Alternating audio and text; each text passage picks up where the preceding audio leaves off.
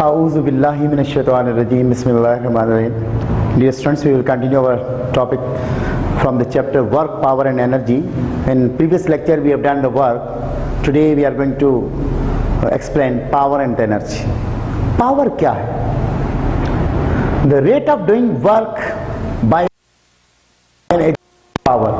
Power किसके बराबर होता है? Power is equal to work divided by time, या आप कह सकते हैं P is equal to W upon T. तो work done per unit time is called power. मुख्तलिफ वर्ड्स में हम इसको डिफाइन कर सकते हैं. The average power and instantaneous power becomes equal if the work is done at the uniform rate. अगर हर सेकंड के बाद सेम वर्क डन हो रहा है तो आप कह सकते हैं कि इसका एवरेज पावर और इंस्टेंटेनियस पावर क्या है? सेम है. Power is also equal to the dot और the scalar product of the force and the velocity. आपको याद होगा कि power is equal to what? Work upon time. हमें पता है वर्क किसके बराबर था? फोर्स डॉट प्रोडक्ट है फोर्स एंड डिस्प्लेसमेंट की डिवाइडेड बाय टाइम.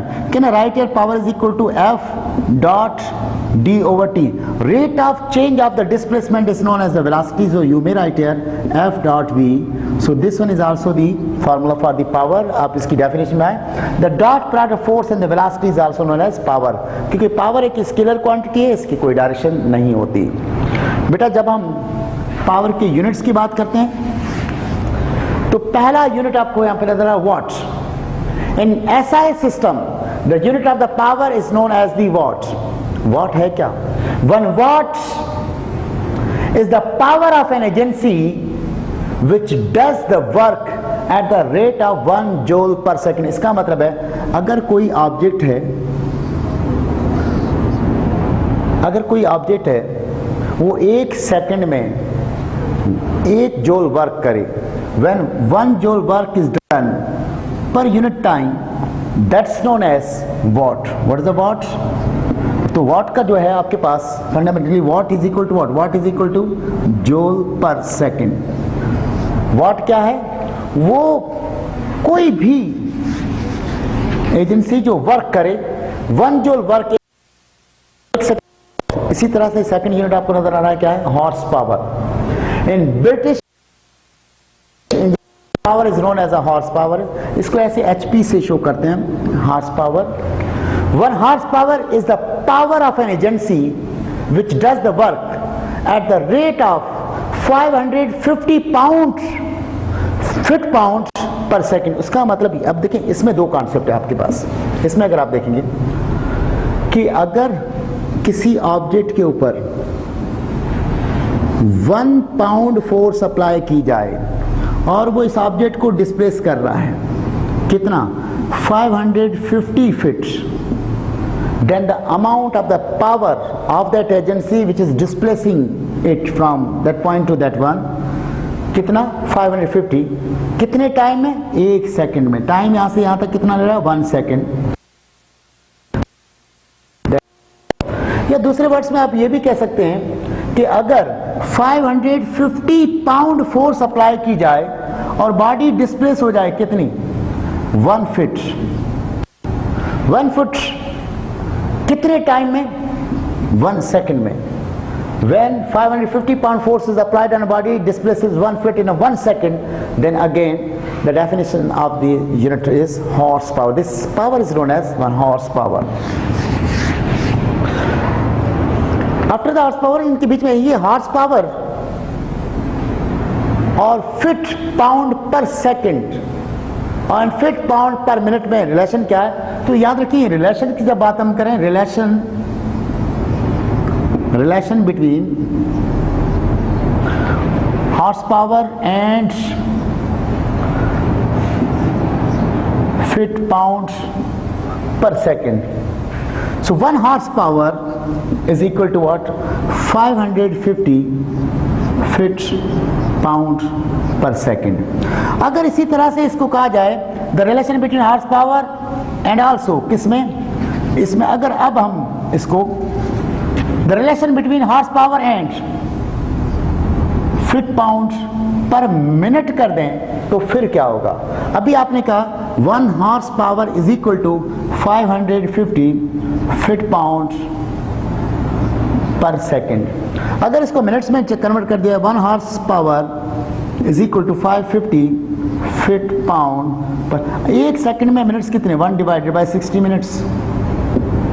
अगर इसको आप चेंज करेंगे 1 horse power is equal to 550 multiplied by 60 क्या हो जाएगा, मल्टीप्लाई करेंगे that would be 3300 feet pound per minute. So this horsepower, 1 horsepower is equal to 550 foot pound per second, and 1 horsepower is equal to 33,000 foot pound per minute. So this one is the relation between horsepower and these two units. उसके बाद एक और relation इसमें आता है बेटा, that one is relation between horsepower and what? Relation between horsepower and what? अब आप देखिए, you know that 1 horsepower that's equal to how much? 550 feet pound per second. ये अभी हमने पढ़ा था। हमें ये भी पता है 1 फीट जो है वो बराबर कितने मीटर के होता है? 0.038 मीटर के होता है। हमें ये भी पता है 1 पाउंड जो है वो कितने न्यूटन के होता है? 4.448 न्यूटन के होता है। तो अब अगर ये दोनों वैल्यूज इसमें रख दी जाए तो 1 horse power is equal to 550 तो ऑलरेडी था बेटा, फिट की जगह पे अगर मीटर रखेंगे तो क्या हो जाएगा? 0.03048 फिट की जगह पे क्या आ गया? मीटर आ गया बेटा। एक पाउंड की जगह पे हम क्या रखें? 4.448 newton divided by second. So 1 horse power is equal to, जब इन तीनों को आप मल्टीप्लाई करते हैं बेटा, so after the multiplication answer comes out 746। यहाँ पे क्या बचा? Newton metre per second. So that's equal to 1 horse power is equal to 746। आपको पता है newton metre joule per second, that means this one is a watt, that's equal to watt.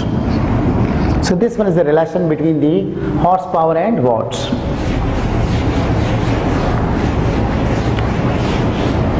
Dear students,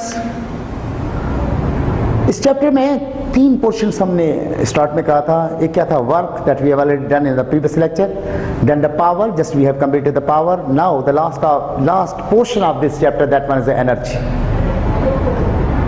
energy है क्या चीज? the energy, या आप क्या कह सकते हैं? Capacity of doing work is called the energy. Energy is associated with the performance of the work. कैसे? जैसे सपोज करें बेटा, मैं अगर कहूं कि ये जो डाइस है हैवी डाइस रख दें तो आप आते हैं उठा कर रख देते हैं, लेकिन अगर 2 साल या 4 साल के बच्चे से कहा जाए उठा के रखें, तो उसका मतलब है वो उसको शिफ्ट नहीं कर सकेगा, because yet he has not the sufficient energy to displace the dice from one place. The body possesses the energy, can exert a force on the other body to do the work. अगर suppose करें ये और मैं ऐसे force apply कर, अगर ये displace हो जाती है तो इसका मतलब मेरे में इतनी सफिशिएंट एनर्जी थी कि मैं इसको डिस्प्लेस कर सकूं। I have an ability to shift this one, to displace that. तो इसी तरह से when the work is done on a body and equal amount of the energy is stored in it. Let's suppose एक ही body है, it's in the rest right now. If I apply the force, displacement is covered, that means work is being done. अगर यहाँ पे मैंने रोका तो work क्या था? एनर्जी था। Energy can neither be created not destroyed, that means it is being stored over here as a energy. When the work is done on a body and equal amount of the energy is stored in it, the unit of the energy are the same as that of the work. जो आपने work के unit किए थे वही energy के, तो हमें दोबारा डिफाइन करने की जरूरत नहीं है।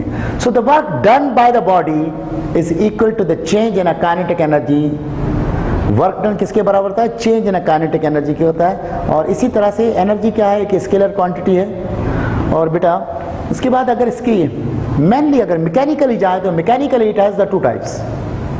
One is known as the kinetic energy, you know that very well. The energy possessed by a body due to its motion is called the kinetic energy, and kinetic energy is equal to what? 1/2 mv square. When a body is projected up with a velocity v, then the total work done by the body against the force of the gravity is measured of its initial kinetic energy. उसके बाद अगर देखा जाए potential energy क्या है, देखो बेटा मैं अभी जो हम कह रहे हैं काइनेटिक एनर्जी क्या आती? Due to the motion. Potential energy due to the position. कैसे? The ability of a body to do the work due to its position और shape is called its potential energy. जैसे suppose करें बेटा नीचे एक शीशे का गिलास पड़ा हुआ है, मेरे हाथ में एक पत्थर है, मैं ऐसे सिंपली इस पे रख दूंगा तो कुछ नहीं होगा, लेकिन अगर हाइट से रिलीज करूंगा और शीशे के गिलास में जाकर पत्थर गिरेगा तो क्या करेगा? उसको ब्रेक कर देगा। You know why? Because of the height, because of the position, it possesses some sort of the energy. That energy is capable to break the glass. So इसका मतलब है due to the position there is a certain energy, that energy is known as potential energy. और gravitational potential energy का formula अगर लिया जाए तो basically work के ही बराबर, वर्क किसके बराबर था? फोर्स इनटू डिस्प्लेसमेंट के था। सो अगर ग्रेविटेशनल वर्क की बात करें जिसको हम क्या कहते हैं? पोटेंशियल एनर्जी कहते हैं। कौन सी? Gravitational potential energy, that's equal to force. Force due to the gravity उसको क्या कहते हैं? वेट कहते हैं। और डिस्प्लेसमेंट क्या हो जाएगा? जब नीचे गिरता है तो हाइट हो जाएगी। So potential energy is equal to, आपको पता है इसका फार्मूला क्या होता है? mgh। So this is the formula for the gravitational potential energy is equal to mgh। When a body moves against a field of the force, energy is stored in it as a potential energy. So this potential energy is stored in a body is equal to the work done against the gravitational field. तो ये आप याद रखें, यहाँ पे बार बार हम against की बात क्यों कर रहे हैं? That means the force of the gravity is always downward, and if you are taking this one in upward direction, that means this one is against direction. Types of the potential energy की अगर बात करें हम, gravitational potential energy होती है जिसका formula क्या है? mgh है। इलास्टिक पोटेंशियल एनर्जी होती है, उसका फार्मूला क्या? 1/2 k एक्स स्क्वायर है। इसी तरह से electrostatic potential energy k x square upon r है। अब इसी एंगल से अगर हम देखें एक और चीज की तरफ हम जाएं, काइनेटिक एनर्जी के टाइप्स की तरफ जाएं तो काइनेटिक एनर्जी कौन सी है? ट्रांसलेशनल काइनेटिक एनर्जी होती है, रोटेशनल काइनेटिक एनर्जी होती है, और आपके पास वाइब्रेशनल काइनेटिक एनर्जी होती है। अब बेटा हम बेसिकली जो चैप्टर 7 में पढ़ रहे हैं मैकेनिकल एनर्जी के बारे में पढ़ रहे होते हैं, मैकेनिकल एनर्जी की कन्वर्जन के बारे में पढ़ रहे हैं। इन कन्वर्जन आपके मैकेनिकल एनर्जी, अगर किसी बॉडी को, कोई बॉडी जब मूव कर रही होती है और इसको ऐसे ऊपर ले जाएं तो इसमें काइनेटिक एनर्जी है। जैसे जैसे ऊपर जाते हैं इस बॉडी को यहाँ पे रोक दोगे तो जितनी टोटल काइनेटिक एनर्जी थी वो कन्वर्ट हो जाएगी किसमें? आपके पास पोटेंशियल एनर्जी में हो जाएगी। और अगर इसको यहाँ से ड्रॉप कर दिया जाए, देखो बेटा अगर कोई बॉडी यहाँ पर है, यहाँ पर ये बॉडी, यहाँ से अगर आप ड्रॉप कर रहे हैं तो ये बॉडी पहले से रेस्ट में थी, इसमें एक एनर्जी स्टोर थी, कौन सी थी? Potential energy. लेट सपोज वो पोटेंशियल एनर्जी जो आपके पास थी वो थी 10 जूल थी, छोड़ेंगे 10 से कम हो जाएगी, 9.5, 9, 8, 7, 5, 4, 3, 2, जैसे यहाँ पे पहुंचेंगे तो ये टोटल एनर्जी जो कन्वर्ट हो चुकी होगी किसमें? काइनेटिक एनर्जी, वो कितनी होगी? 10 जूल। अगर कोई और रेजिस्टेंस नहीं है तब, लेकिन बेसिकली क्या होता है? Loss in a potential energy is equal to gain in a kinetic energy only when there is no resisting other force. लेकिन अगर एयर में आप छोड़ते हैं तो आपके पास देखें potential energy and the kinetic energy are interconvertible when a body is falling from a certain height, means its potential is energy is converted into kinetic energy. Loss in a potential energy is equal to gain in a kinetic energy plus work done against a friction. आप sir ये friction यहाँ पे कैसे आ गया? You know in atmosphere there is air. Air क्या करती है? Body को रेजिस्ट करती है, उसकी वजह से जो फोर्स प्रोड्यूस उसको क्या, उसको ओवरकम करने के लिए जो वर्क डन हमें एक्स्ट्रा किया जाता है उसको क्या कहते हैं? Work done against the friction. So potential energy is equal to what? Kinetic energy plus, यहाँ FH लिखा हुआ है, F क्या? Frictional force, means this one is work done against the friction. So kinetic energy किसके बराबर हो जाएगी? Potential energy minus FH means work done. So kinetic energy potential energy का फार्मूला क्या था, mgh माइनस एफ। ये जो रिलेशन आपके सामने है, kinetic energy is equal to mgh minus fh, the above equation is called the work energy equation during the fall of a body. If there is no friction then the loss of the potential energy is equal to. बेटा उसके बाद अगर आप आए energy, law of the conservation of energy आप पढ़ चुके हैं। Energy can neither be created nor be destroyed but it can be converted from one form to another. This is the statement of the law of the conservation of energy. Einstein ने said that the mass and the energy are the interchangeable। कैसे? पहले classical physics में यह समझा जाता था कि energy एक अलग क्वांटिटी है, मास एक अलग क्वांटिटी है, but now in a modern physics we can think about the conversion of the mass and energy. लेकिन वो सिर्फ उस सूरत में जब रिलेटिविस्टिक मैकेनिक्स की बात करें, means the bodies which is moving with speed comparable with the speed of the light, तो फिर हम इसको चेंज कर सकते हैं। और उन्होंने एक रिलेशन दिया था E is equal to mc²। या आइंस्टाइन ने कहा था कि ये दोनों जो है कन्वर्ट हो सकते हैं। इसी तरह कैसे हो सकते हैं, देखो आपको पता है energy can be convert into mass. Pair production जो होती है, फोटॉन क्या है, एनर्जी है, कन्वर्ट हो जाता है, किस में हो जाता है कन्वर्ट, आपके पास इलेक्ट्रॉन और पॉजिट्रॉन जो बनता है। इसी तरह से आपके पास pair production annihilation of positron और इलेक्ट्रॉन मिलकर दोबारा से क्या बनाते हैं, फोटॉन बनाते हैं। तो ये पेयर प्रोडक्शन हो गया या एनिहिलेशन ऑफ द मैटर हो गया, इसमें ये इक्वेशन वेरीफाइड होती है। उसके बाद बेटा एक बात होती है absolute potential energy. The potential energy of a body at a height h from the center of the earth with respect to the point at which the gravitational field is zero or infinity is called the absolute potential। जैसे देखें suppose करें ये बेटा ये आपकी अर्थ है, ये gravitational field है।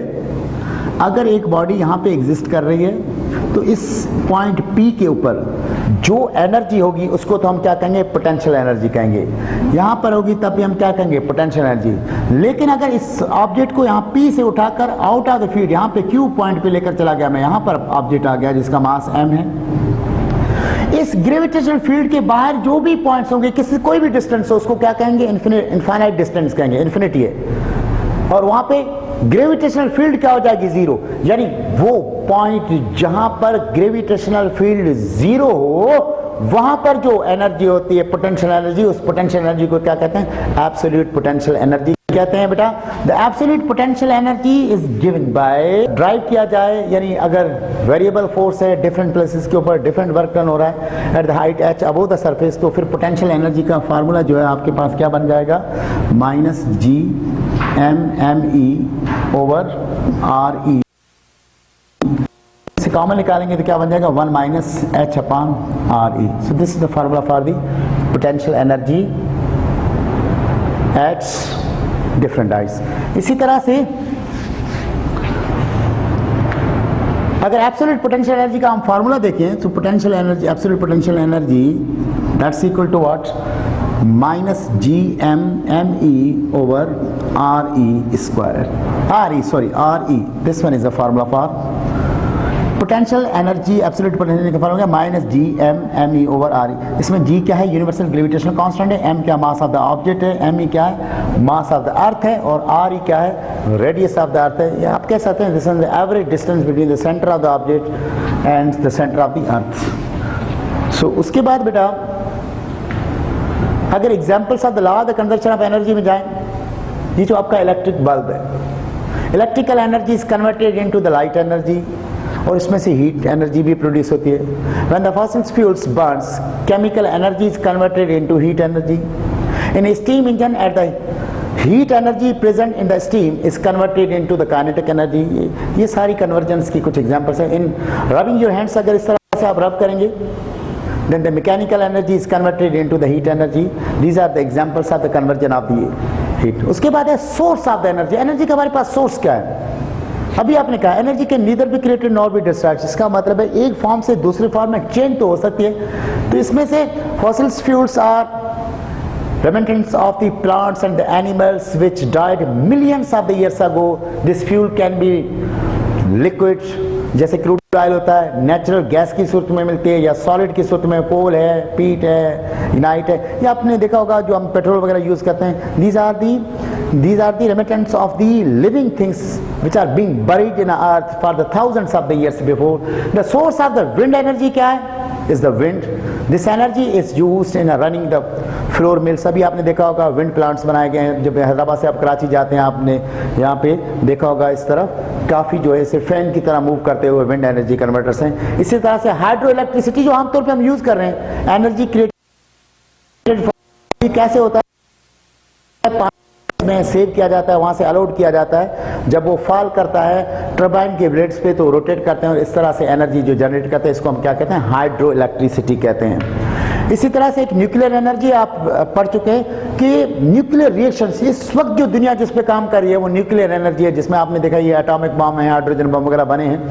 न्यूक्लियर फिशन रिएक्शन और फियन रिएक्शन इसकी एग्जांपल्स हैं। इसी तरह से जियोथर्मल एनर्जी है, आपको पता है अर्थ के 3 लेयर्स हैं, सबसे टॉप मोस्ट जहां पे हम रह रहे हैं ये क्या है, ये क्रस्ट है, उसके 30 to 35 किलोमीटर इन होती है, तो वहाँ पे आपके पास मेंटल है। उसके बाद सेंट्रल पोर्शन जो उसको हम कोर कहते हैं, तो इसमें जो है कंटिन्यूसली एनर्जी ट्रांसफर हो रही होती है। इनके टेम्परेचर्स बहुत डिफरेंट है। हाईएस्ट टेम्परेचर कहाँ पे है, सेंटर ऑफ दी आप कह सकते हैं कोर, सेंट्रल पोर्शन जो उसमें है। फिर जो है मोल्टन मटेरियल्स जो है कंटिन्यूसली रिवॉल्व कर रहा है अराउंड दिस सेंटर, वो आपके पास मेंटल जो है वहाँ पे भी टेम्परेचर आया है, तो यहाँ से आपको एनर्जी कंटिन्यूसली मिलती है। जो it is the earth's natural heat, it conduct out from the surface of the earth at the rate of 1.5 calorie per centimeter square. पर सेंटीमीटर स्क्वायर में इतनी एनर्जी हमें कंटिन्यूसली मिल रही होती है। The flux to the entire surface is 1020 calorie over time interval of the year. एक साल के अंदर इतनी एनर्जी हमें मिलती है क्या से, जियो एनर्जी काल से। उसके बाद बेटा सोलर एनर्जी मेन सोर्स जो हमारे इस सिस्टम का है, किसका, आपके पास ये जो सन हमारा एक ही स्टार है जहाँ से मेन मार्क्स जिसको कहा जाए या डेरिवेशन जो होती है एनर्जी की वो कहाँ से आती है, सोल से। It provide the space, heat भी देता है, space cooling provide clean fuels and generating the electricity, ये इलेक्ट्रिसिटी हम यूज़ करते हैं। इसी तरह से एक और सोर्स हमारे पास टाइड्स के वाले से आ जाता है। टाइड्स समझ रहे हैं, जो ये वेव्स बनती हैं